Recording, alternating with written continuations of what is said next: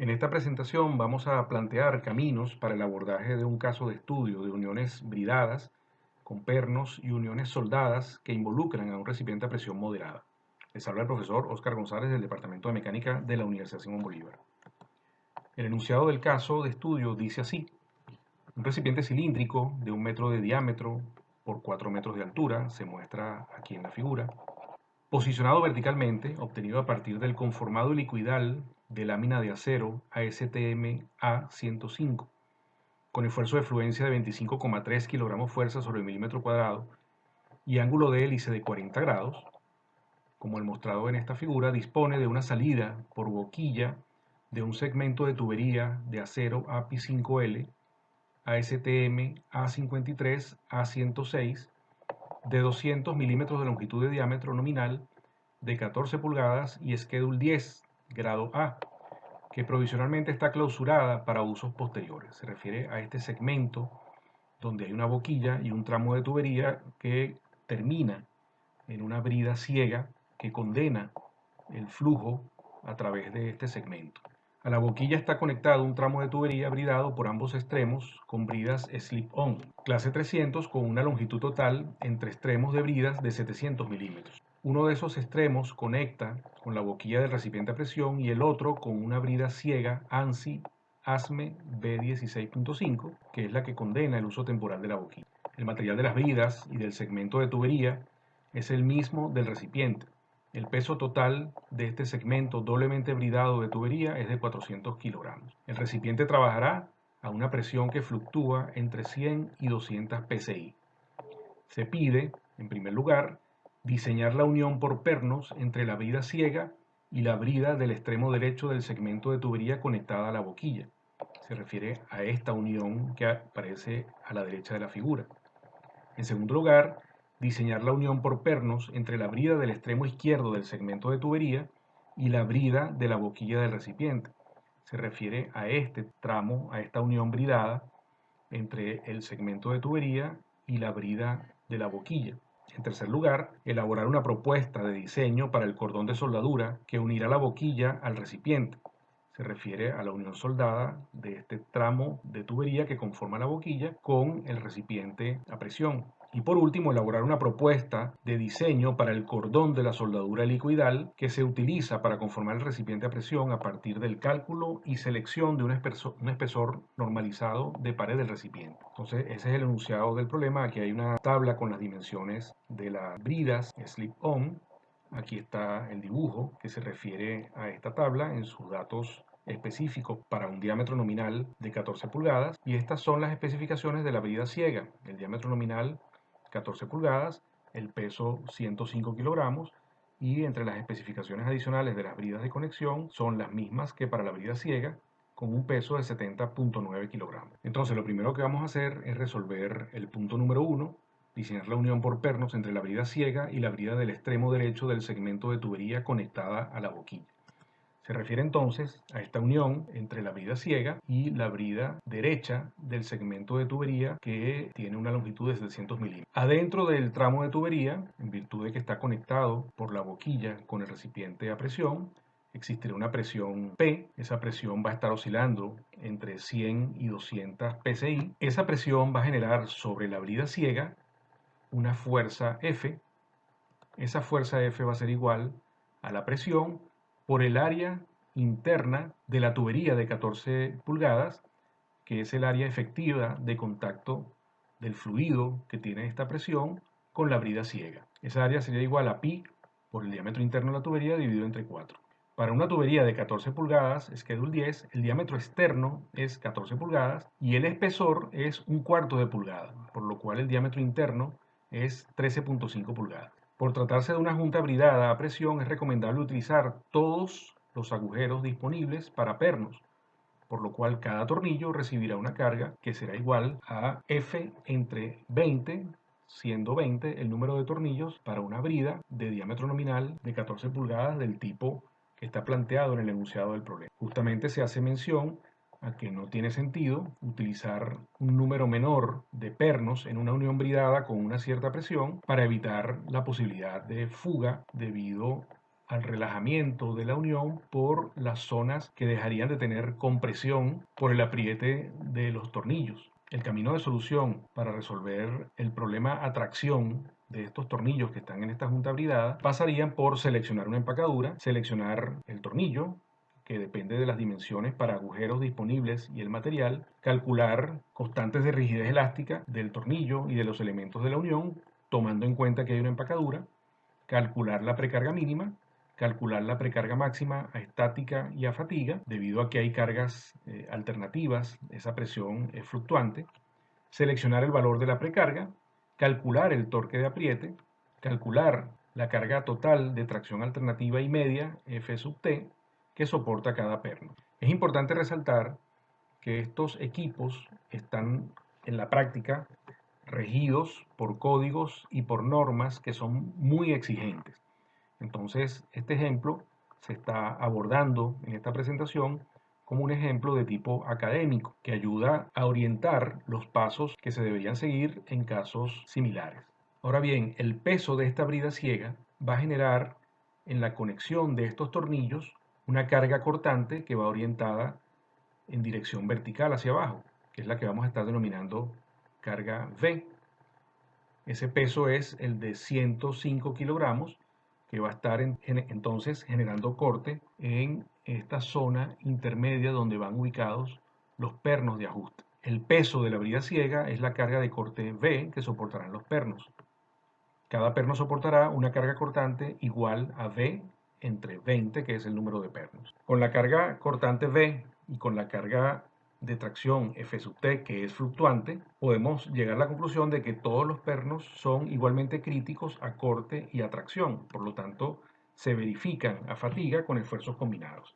Estamos dejando entonces en esta primera parte el camino para que cualquiera que pueda ver esta presentación acometa el proyecto de solución realizando los cálculos correspondientes para llegar a los valores numéricos que puedan servir para concretar un diseño de este tipo de unión. En esta presentación no vamos a realizar los cálculos numéricos, sino simplemente dejar el camino planteado, que en primer lugar pasa por la identificación de las cargas que están actuando sobre los elementos de la unión. Una vez que se tienen identificadas las cargas, se procede con cada carga de acuerdo a como está contemplado en la teoría para este tipo de uniones. Las cargas de tracción deben ser tratadas de esta manera hasta llegar a seleccionar un valor de precarga que impida la separación de los elementos de la unión, y con ese valor de la precarga seleccionada es que entonces se procede a calcular la carga total. Esa carga total es fluctuante, por lo tanto la verificación debe pasar por los criterios de falla estática y falla por fatiga. Una vez entonces que se tiene la carga cortante y que se tiene la carga de tracción, importante tener en cuenta que la carga cortante es constante, no depende de la presión, sino que depende del peso de esta brida. Entonces tenemos en cada perno un caso de análisis de verificación a fatiga con esfuerzos combinados. En segundo lugar, se nos pide diseñar la unión por pernos entre la brida del extremo izquierdo del segmento de tubería y la brida de la boquilla del recipiente. Entonces vamos a estar trabajando con esta unión, que sería un par de bridas conectadas también por pernos del mismo tipo que se utilizaron en el caso de la conexión del extremo derecho de la brida ciega. Es decir, vamos a tener una presión P, esa presión P sigue actuando sobre la brida ciega, y al actuar sobre la brida ciega va a estar también generando tracción sobre estos tornillos en esta conexión que estamos estudiando ahora. Entonces esa carga F sigue siendo una carga que debe ser considerada también en esta unión. Esa carga F, como ya lo mencionamos en la lámina anterior, sería igual a la presión interna de la tubería multiplicada por el área interna de la tubería, que es la que está en contacto con la brida ciega para generar esa fuerza de tracción.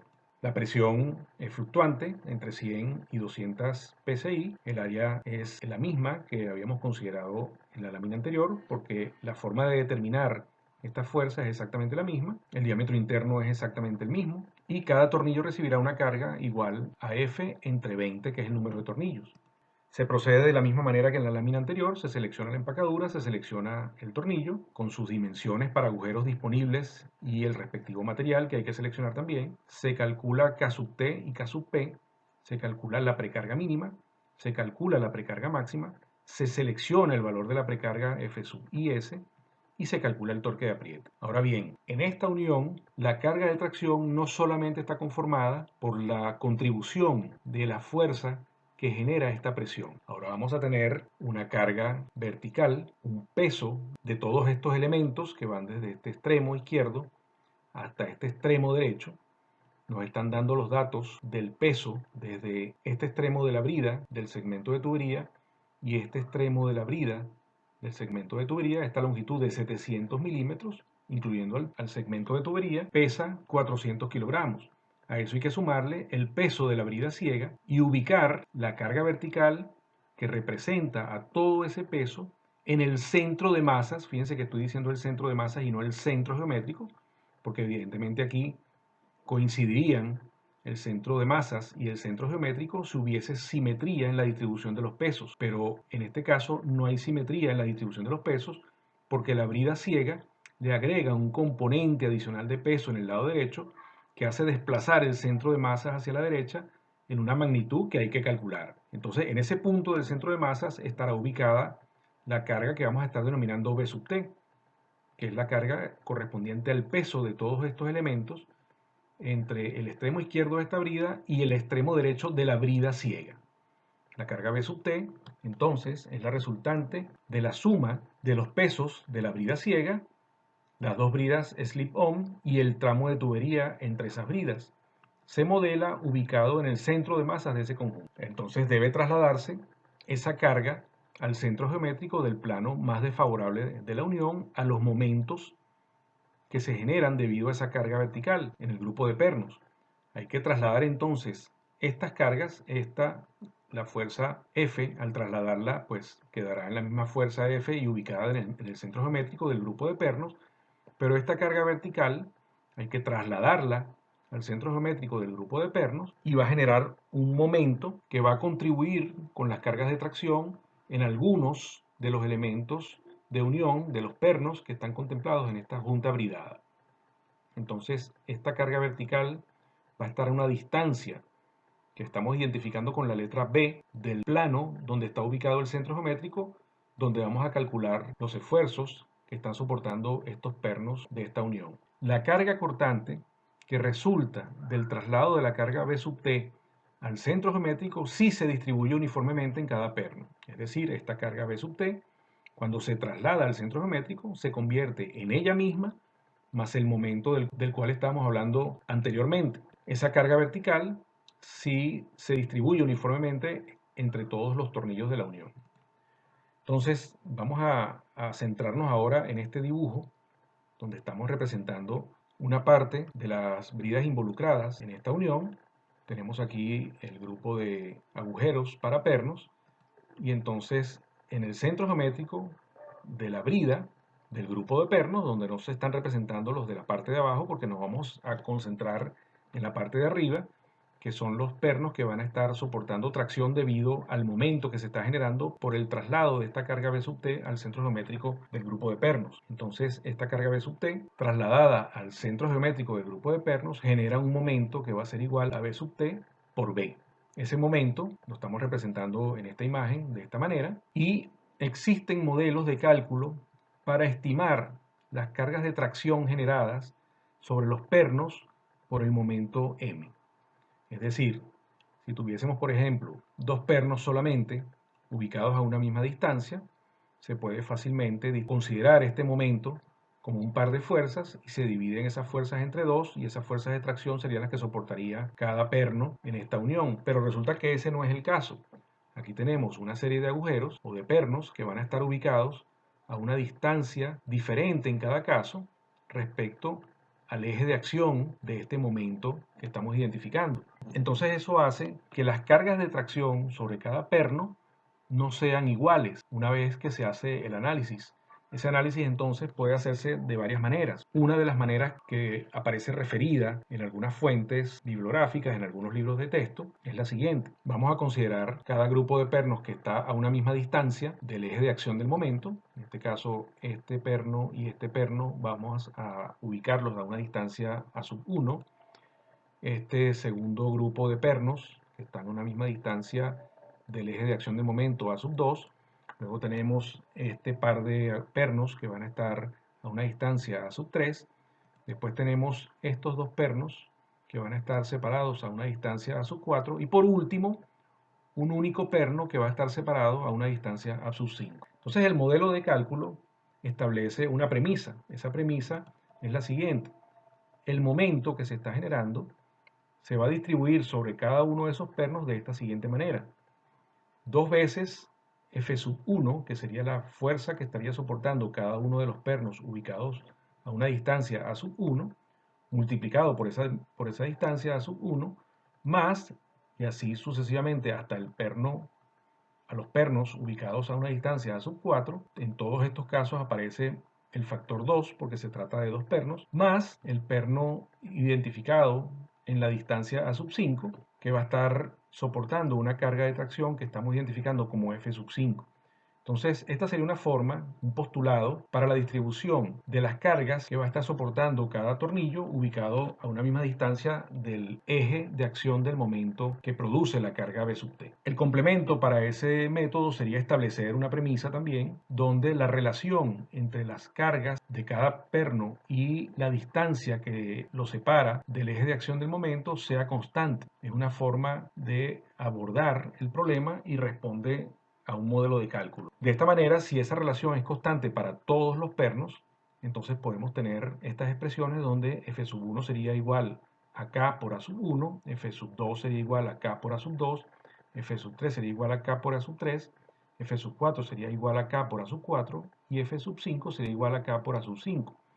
Al sustituir estas expresiones en la ecuación de arriba, en esta expresión del momento, vamos a obtener esta nueva expresión del momento, que va a ser igual a el valor K, constante, que todavía no lo tenemos, multiplicado por la suma de los cuadrados de las distancias A sub 1 a sub 4, cada una de ellas multiplicada por 2, porque se trata de dos pernos, más A sub 5 al cuadrado, en este caso sin el factor de 2 porque se trata de un solo perno que está ubicado a esa distancia. Esto conduce a la determinación de ese valor de K al despejarlo de esta ecuación como el valor del momento, que en este caso es P sub T por la distancia B que genera ese momento, dividido entre este valor que está entre paréntesis. Con este valor de K podemos identificar también cuál sería el perno más crítico. El perno más exigido por los efectos del momento será el que está ubicado a sub 5. Es decir, la fuerza F5, si es proporcional a la distancia que lo separa del eje de acción del momento, entonces la F sub 5 va a ser un valor mayor que cualquiera de los otros valores F sub 1, F sub 2, F sub 3 y F sub 4. Es importante tener eso en cuenta porque nos permite en este caso identificar el tornillo más crítico sobre el cual vamos a enfocar el procedimiento de cálculo y después lo que resulte de ahí lo vamos a extender al resto de los pernos de toda esa unión bridada. Entonces F5 va a ser igual a B sub T por B por A sub 5 entre este valor que está contenido entre paréntesis. De esta manera, la carga total de tracción que está actuando sobre el perno más exigido está conformada de la siguiente manera. Está conformada en primer lugar por la precarga. Esa precarga que está actuando sobre cada perno es una carga de tracción. En segundo lugar, la componente de la carga F que va a estar soportando cada tornillo. Pero en este caso hay que recordar que para los tornillos que están sometidos a tracción por una carga de este tipo, esta carga se calcula en función de las constantes de rigidez elástica del tornillo y de los elementos de la unión. Hay una porción de esta carga que se ocupa de traccionar más el tornillo y hay una porción de esta carga que se destina a liberar la compresión de los elementos de la unión. Los invito a revisar, en caso de que tengan dudas sobre eso, la presentación que contiene la información sobre las uniones por pernos a tracción para reforzar esa consideración. Y en último lugar, por esta fuerza F5, que es la que produce el momento que se genera debido al traslado al centro geométrico del grupo de pernos de esta carga vertical que se genera debido al peso de todo este segmento de tuberías híbridas. Entonces, la carga total de tracción sobre el perno será la precarga seleccionada más, fíjense que aquí aparece F entre 20, que es la carga de la presión distribuida entre los 20 tornillos, más la carga F5, que sería esta carga que está asimilando el tornillo número 5 de este arreglo de pernos de esta junta bridada. Todo eso multiplicado por K sub T y dividido entre K sub T más K sub P. O sea, todo esto que está aquí es la porción de la carga de tracción externa que absorbe el tornillo. Entonces, con este valor de la carga total que está asimilando el tornillo número 5 a tracción y la carga cortante que también está asimilando ese tornillo, que sería la carga total dividida entre 20, podemos hacer el cálculo de resistencia de estos elementos. Hay que tener en cuenta que la precarga seleccionada, el valor de F5 producido por el momento que genera el traslado de la carga vertical V sub T y a su vez la carga cortante V sub T5 son valores constantes, no varían con el tiempo. Mientras que la carga F, que es la que proviene de la presión que está actuando sobre todo este conjunto, es variable.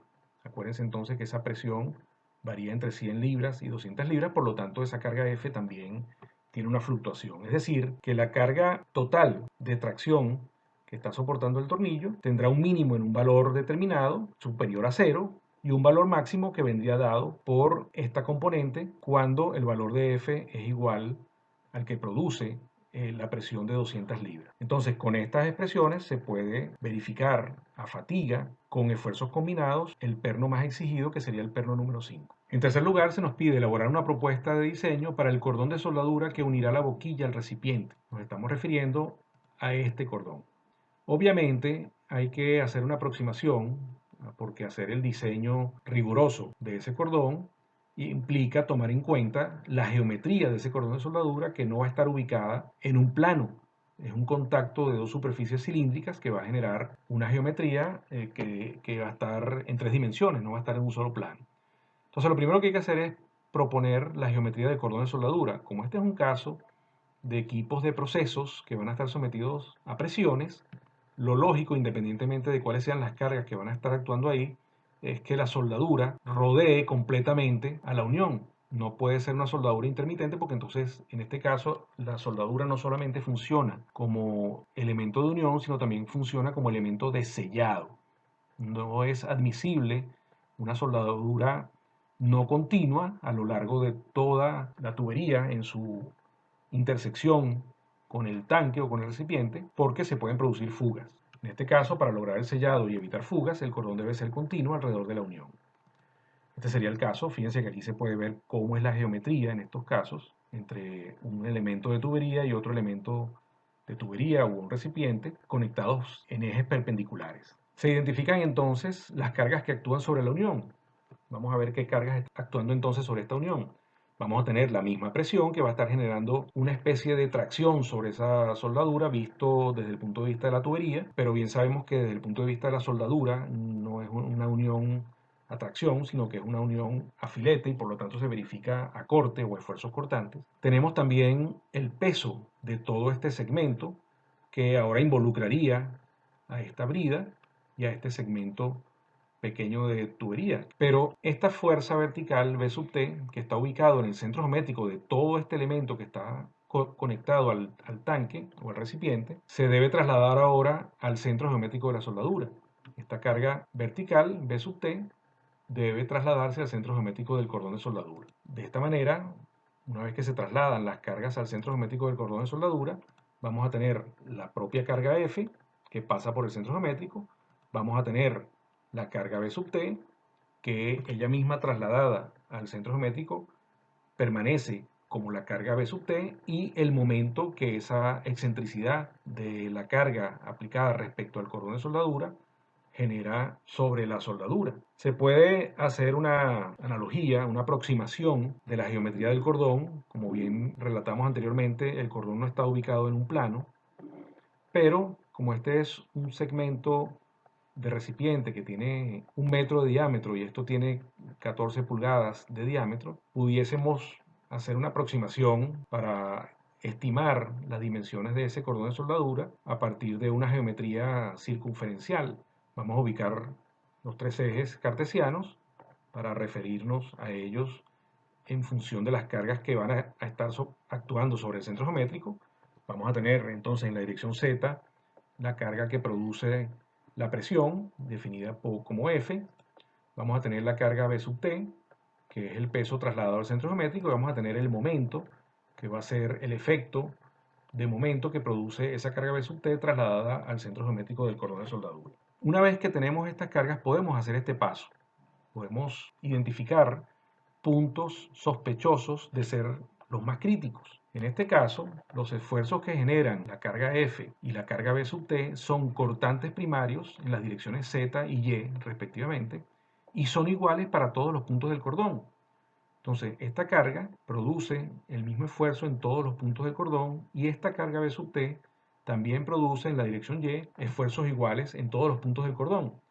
Entonces, con esas dos cargas no podemos concluir sobre puntos más críticos porque son todos igualmente críticos. Entonces, estos esfuerzos que se producen en la dirección Y debido a las cargas directas, lo vamos a identificar como tau sub Y', sería igual a B sub T entre el área de la soldadura, y en la dirección Z sería igual a F, el esfuerzo cortante primario en dirección Z, entre el área de soldadura. El momento M genera máximo esfuerzo cortante secundario en la dirección Z en el punto A. Aquí tenemos ubicado entonces el punto A. Aplicando la regla de la mano derecha, este momento va a estar generando un esfuerzo que va a estar dirigido con la orientación del eje Z y va a tender en ese punto a separar la soldadura. En la parte inferior se produce el mismo esfuerzo, pero en una orientación que tiende a favorecer la unión de la soldadura, por lo tanto no es crítico para nosotros. El más crítico sería el punto donde se producen esfuerzos que atentan contra la unión de estos elementos. Una vez que se tiene identificado el punto más crítico, se determinan los esfuerzos primarios y los esfuerzos secundarios en ese punto A. Entonces, el esfuerzo primario en la dirección Y en el punto A sería igual a B sub T entre el área de soldadura, porque hemos dicho que en todos los puntos los esfuerzos en este caso son iguales. Y lo mismo se puede hacer con el caso de Z. El esfuerzo cortante primario en la dirección Z en el punto A va a ser igual a F entre el área de la soldadura. Sin embargo, el esfuerzo cortante secundario que se produce debido a este momento va a ser igual al momento M multiplicado por la distancia entre el eje de acción del momento y el punto de ubicación que estamos analizando. En este caso sería esa distancia igual a d medios, que sería la distancia, el diámetro externo de la tubería, todo eso dividido entre 2 y dividido todo eso a su vez entre el momento seccional de inercia del cordón de soldadura respecto al eje X, que es el eje de acción del momento. Si en cada una de estas formulaciones, donde aparece el área de la soldadura y donde aparece el momento seccional de la soldadura, se mantiene el espesor del cordón como en variable de cálculo, entonces arrastrando ese valor podemos después calcularlo. Entonces se selecciona el electrodo en función de los materiales y de la posición de ejecución de la soldadura. Eso nos va a permitir seleccionar también o identificar cuál es el valor del esfuerzo admisible de la soldadura, porque depende del material del cual esté conformado el electrodo. Y luego se aplica el criterio de falla para determinar la altura del filete del cordón angular. Entonces, el esfuerzo total en el punto A sería la raíz cuadrada del esfuerzo que está actuando en dirección Y, que en este caso solamente es un esfuerzo cortante primario elevado al cuadrado, más la suma de los esfuerzos que están orientados en dirección Z. Todo esto elevado al cuadrado debe ser menor que el esfuerzo admisible. Una vez que tenemos planteada la ecuación del criterio de falla, entonces podemos despejar cuál es el valor del espesor del cordón de soldadura y compararlo con el valor que sugieren las tablas de electrodos para ver si estamos dentro del orden de magnitud del tamaño del cordón de soldadura para una exigencia de este tipo. El último paso que habría que dar para resolver el enunciado inicial de este problema es el punto 4, que pide elaborar una propuesta de diseño para el cordón de la soldadura helicoidal que se utiliza para conformar el recipiente a presión a partir del cálculo y la selección de un espesor normalizado de pared del recipiente. Entonces, en este caso, interesa estimar los valores de los esfuerzos en las direcciones paralela y perpendicular al cordón helicoidal con el objeto de aproximarse a la verificación de resistencia. Utilizando las expresiones de esfuerzos de la teoría de cilindros de pared delgada, tenemos que el esfuerzo longitudinal de este recipiente sería la presión del recipiente multiplicado por el radio del recipiente dividido entre 2 veces el espesor de chapa que conforma a ese recipiente. Entonces, este sería el radio del recipiente y este sería el espesor de la chapa. El esfuerzo tangencial, que lo tenemos identificado aquí en un punto cualquiera del recipiente, sería igual a P por R entre T sub E, que sería el espesor. Y el último esfuerzo que conforma el estado de esfuerzo, que son esfuerzos, los tres son esfuerzos normales, son esfuerzos principales, es el esfuerzo en dirección radial, que sería igual a el valor de la presión. La costura helicoidal soldada de la lámina que conforma el recipiente es una soldadura a tope que se ejecuta a 40 grados de la dirección horizontal. Ahora nos interesa calcular, por ejemplo, para tener un estimado, el esfuerzo que se está produciendo en esta orientación del cordón de soldadura y el esfuerzo que se está produciendo en esta orientación de un punto ubicado en el cordón de soldadura. Porque este esfuerzo va a tender a separar esta unión, que sería una unión a tope, mientras que este esfuerzo tendería a separar a corte este segmento de lámina, por ejemplo, del segmento que esté ubicado justo al lado. Vamos a identificar este esfuerzo como sigma x' y este esfuerzo como sigma y', y los valores de sigma x' y sigma y' se pueden determinar utilizando las ecuaciones de transformación para un estado plano de esfuerzo, que son las que estoy copiando en este recuadro. Entonces, una estimación preliminar de resistencia se puede hacer comparando el valor del esfuerzo sigma y' con el esfuerzo admisible de la soldadura a tope a tracción y el valor del esfuerzo sigma x' con el esfuerzo admisible a corte. Es decir, que nosotros podemos establecer en primer lugar para una estimación, como aparece reseñado en este recuadro, preliminar que esta desigualdad se cumpla para garantizar que debido a este esfuerzo que es perpendicular al cordón de soldadura, no se produzca separación de estos dos segmentos del recipiente y a su vez, si se cumple esta desigualdad, pudiésemos estimar que no va a ocurrir una separación en esta dirección del cordón de soldadura, que sería un esfuerzo cortante. Eso permite una estimación, pero en realidad una estimación rigurosa de la resistencia tendría que hacerse tomando en cuenta el estado de esfuerzos en cualquier punto del cordón de soldadura y aplicando un criterio de falla, tomando en cuenta a su vez el valor alternativo de la presión en el recipiente. Es decir, que sería un caso de esfuerzos combinados con fatiga, utilizando el estado de esfuerzos en cualquier punto del cordón de soldadura. Bueno, con esto concluye esta orientación para intentar acercarse a una solución del diseño de las uniones bridadas y soldadas que se establecen como requerimiento en el enunciado del problema.